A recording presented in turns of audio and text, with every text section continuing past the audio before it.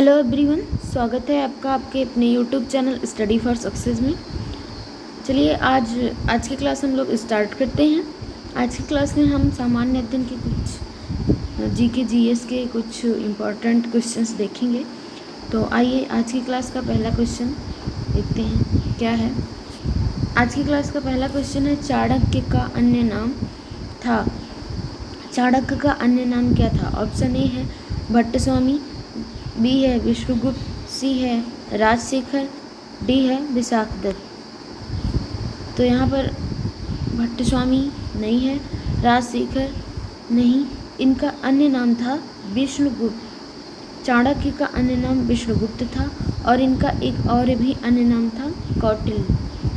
इन्हें कौटिल्य भी कहा जाता था। और ये उसके क्या कहते हैं, चंद्रगुप्त मौर्य के प्रधानमंत्री थे। इन्होंने घनानंद को हराने में चंद्रगुप्त मौर्य की मदद की थी, जिसके बाद ये चंद्रगुप्त मौर्य के प्रधानमंत्री बने थे। आइए अगले क्वेश्चन पे चलते हैं। निम्नांकित में किसकी तुलना मैकियावेली के प्रिंस से की जाती है?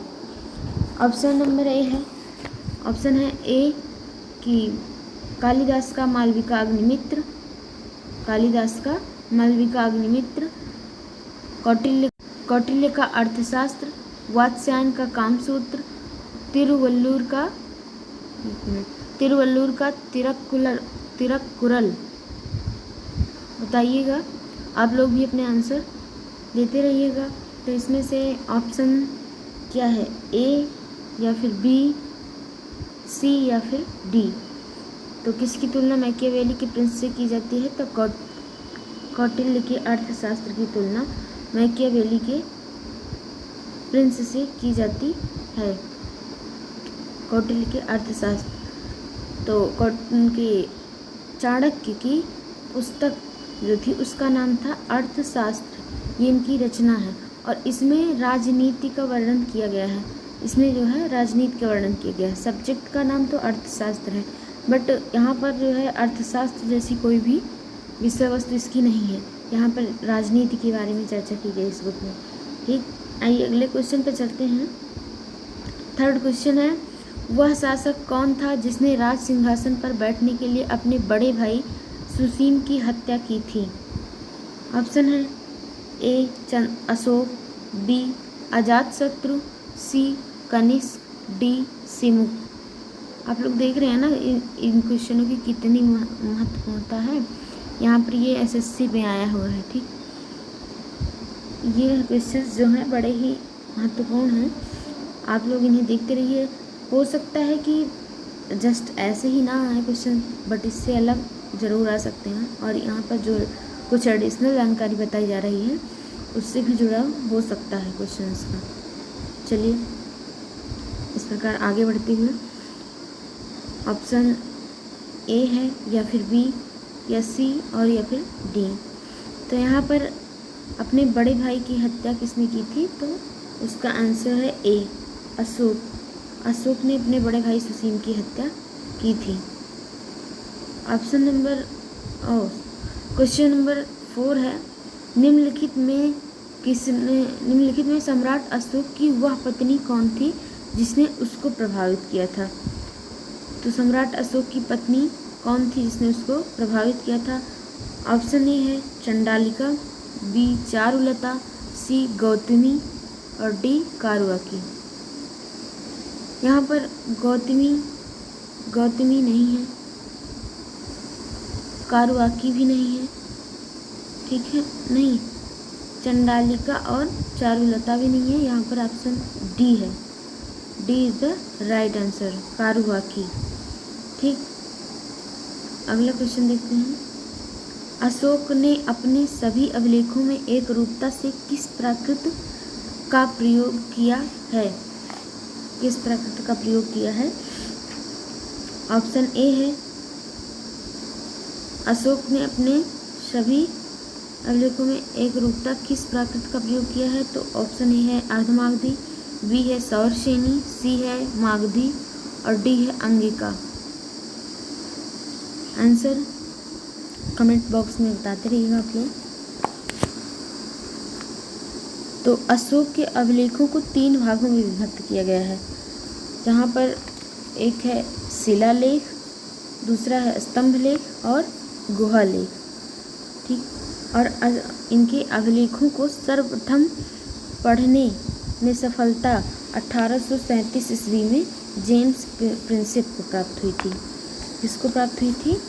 तो जेम्स प्रिंसेप को प्राप्त हुई थी। ठीक, कब? 1837 में। ठीक है, यहाँ पर इसका राइट आंसर है सी, मागधी। और वैसे उन्होंने अपने उसमें क्या कहते हैं, शिलालेखों में 3 उसका प्रयोग किया था लिपियों का, जिसमें से कि ब्राह्मी थी,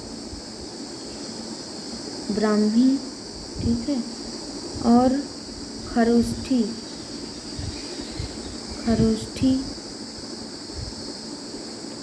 एक और है खरोष्ठी, और एक है ग्रीक और आरमेइक। ठीक, यहाँ पर इन सभी लिपियों का भी प्रयोग किया था। ठीक, तो यहाँ पर इसका आंसर सी हो जाएगा, मागधी। इसका सी इज द राइट आंसर। चलिए अगले क्वेश्चन पर बढ़ते हैं। बिंदुसार ने विद्रोहियों को कुचलने के लिए अशोक को कहाँ भेजा था? ठीक, तो ये भी मौर्य वंश के एक राजा थे, जिन्होंने बिंदुसार के ही पुत्र अशोक हैं। ठीक है, बिंदुसार के पुत्र अशोक, बिंदुसार ने अपने विद्रोहियों को कुचलने के लिए अशोक को कहाँ भेजा था? इसका ऑप्शन है ए स्वर्णगिरी, बी तक्षशिला, सी उज्जैन, डी है वैशाली। तो जहाँ पर अशोक को भेजा था, वहाँ पर अशोक के बाद सुसीम को भी भेजा था, जो कि इनके बड़े भाई थे, अपने विद्रोहियों को कुचलने के लिए। तो वह स्थान था B option is the right answer. ये है तक्षशिला में अशोक को भेजा गया था, और इनके बाद में सुसीम को भेजा गया था, जिसको अशोक ने गद्दी प्राप्त करने के लिए राज्याभिषेक के लिए अपने सुसीम की हत्या कर दी थी। ठीक है, अगला क्वेश्चन है 7वां। निम्नलिखित में से वह व्यक्ति कौन है जिसका नाम देवान पियादसी भी था? ठीक, तो यहाँ पर है ऑप्शन ए है मौर्य सम्राट अशोक, बी है मौर्य सम्राट चंद्रगुप्त, सी है गौतम बुद्ध, और डी है भगवान महावीर। इसका आंसर आप लोग बताते रहिएगा। कहीं कोई त्रुटि हो जाती है अनजाने बस, तो आप लोग उसे भी बता सकते हैं, जिससे कि हम अगले वीडियो में अपने सुधार कर सकें। और अगर वीडियो यूज़फुल लगती है तो आप लोग शेयर कीजिए, सब्सक्राइब कीजिए चैनल को, और हमें मोटिवेट करते रहिए। ठीक, और ऐसा हम प्रयास ज़रूर करेंगे कि जो भी हम बताएं पढ़ाएं वो आप लोगों के काम आए, और आप लोगों के पेपर में बहुत ही ज़्यादा इसका योगदान रहे।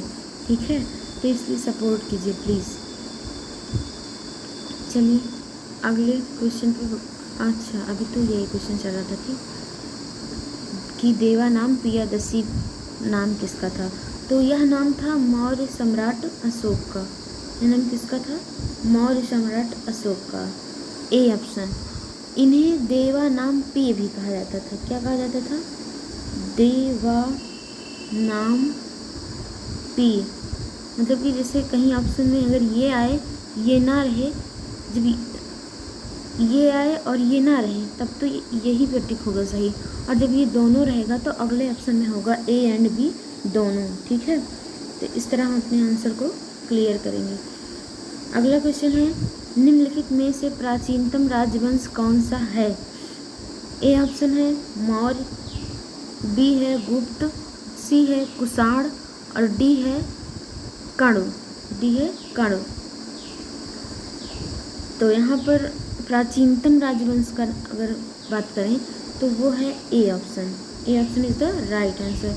मौर्य साम्राज्य, जिसके प्रतापी राजा चंद्रगुप्त मौर्य हुए हैं, ठीक है, जिन्होंने घनानंद को हराया था।